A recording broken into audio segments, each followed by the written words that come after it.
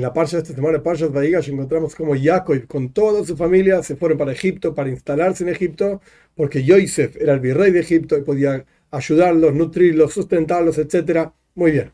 Sin embargo, antes de que en la práctica Jacob con toda su familia se vayan a Egipto desde la tierra de Canaán hacia Egipto, Jacob lo envía a Yehuda. El versículo dice, Lehoireis lefanav Goishna. Traducción literal es, para ver el lugar de Goshen, para analizar el lugar de Goshen, así se llamaba, lo que sería el norte de Egipto, en donde el pueblo de Israel se asentó. ¿Okay? Había que revisar el lugar, había que construir casas, había que construir ríos, etcétera, tener todo claro, para que cuando llegue toda la gente, con todos los niños, con todas las mujeres, con todos los animales, etcétera, sepan qué hacer, dónde dormir, etcétera, etcétera. Sin embargo, nuestros sabios dicen que la expresión de la Toira, como dice que Yehuda tenía que analizar el lugar, es una expresión extraña. La Toira podría haber dicho Lirois Goshen, para observar el lugar de Goshen, para Livjoin, para analizar Goshen, etc. Sin embargo, la Toira dice Lehoirois. Lehoirois viene de la palabra Hoira. Hoira, he aquí, es la fuente de la palabra Toira. Quiere decir una especie de enseñanza. De hecho, un rabino que enseña y que dice cuáles son las leyes, etcétera, se llama Moire Hoira. Es quien te da las enseñanzas, no enseñanzas solamente de ser una buena persona, sino de qué se puede hacer, qué no se puede hacer, en qué caso y cómo es, etcétera. Quiere decir que si la Toira utiliza la palabra Lehoirois lefanav Goishna para indicar cómo era Goshen, Yehuda hacía esto, quiere decir que había algo más. Nuestros sabios explican. Jacob lo mandó a Yehuda a fundar una yeshiva, una casa de estudio.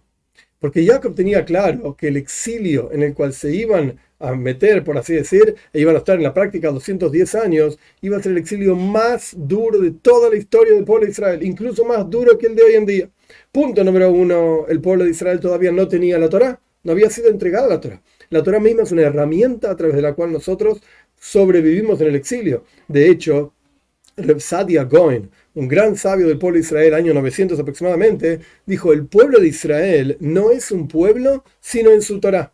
Es decir, no es un pueblo por su tierra, no es un pueblo por su lengua, no es un pueblo por su cultura, porque cada uno tiene una cultura diferente, los que vienen de Sefaradim, de España o del norte de África, los que vienen de Asia, se llama Medrashim, los que vienen de Ashkenazim, de Europa, etc. Sea como fuere, cada uno tiene una cultura diferente. No somos un pueblo en nuestra comida, no somos un pueblo en ninguna de estas cosas.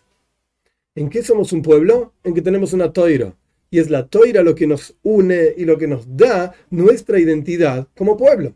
Entonces Jacob sabía que el exilio que se venía en Egipto iba a ser el más difícil. Punto número uno, porque no teníamos la toira. Punto número dos, porque fue el primero. Y todo lo que es primero es bastante más complejo. Una vez que la persona ya pasó por diferentes sufrimientos, se repite un sufrimiento y la persona dice: bueno, yo ya sé de qué se trata esto, ya estoy acostumbrado, Dios libre y guarde. Punto número 3. Todo el pueblo de Israel, sin excepción, se encontraban juntos en Egipto. Esto significa que el exilio iba a ser duro y difícil para todos. Después, los otros exilios, el pueblo de Israel estaba esparcido por diferentes tierras. Pero en Egipto estaban todos ahí. Quiere decir que era lo más difícil, lo más duro. Muy bien. Entonces, ¿cuál era la reparación anterior siquiera? La preparación para semejante exilio, que se funde una yeshiva, una casa de estudio. Esto lo que nos enseña es algo extremadamente básico para la supervivencia, no solamente del pueblo de Israel, sino de cada ser humano en un camino recto, en un camino de moral, en un camino de ética. Tenemos que tener estudio de Torah. Cuando hay estudio de Torah, cuando hay no solamente el texto propiamente dicho, sino cuando hay vivir con la Torah. La Torah es una Torah Haim, es una Torah de vida, es una Torah que da vida, es una Torah que nos permite vivir. Entonces podemos asegurarnos que vamos a poder transitar este exilio y transformar toda esta cosa de oscuridad, de dificultad, de sufrimientos, etcétera, transformarlo en redención, en revelación, en que se revele efectivamente la presencia de Dios aquí abajo con la venida de Moshiach pronto en nuestros días.